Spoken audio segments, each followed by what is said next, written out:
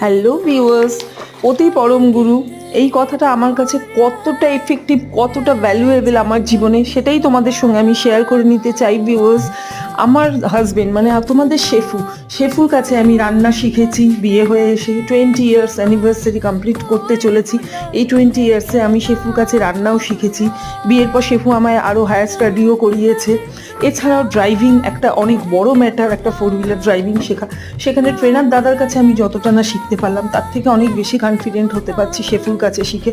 শেফুর হাত ধরে আমি ড্রাইভিংটা খুব ভালোভাবে শিখতে চলেছি এবং শেফু অনেক ধৈর্য ধরে আমায় শেখায়, হাসে আমায়, আমি না পারলে সেটা নিয়ে আর কিও করে, কিন্তু তবু আমি কমফোর্টেবল আমার শেফুর কাছে।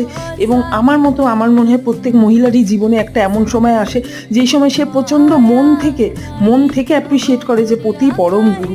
তাই এই কথাটা কিন্তু আমার জীবনে প্রচণ্ড কার্যকরী। তোমরা বলো তোমাদের জীবনে এটা কতটা কার্যকরী।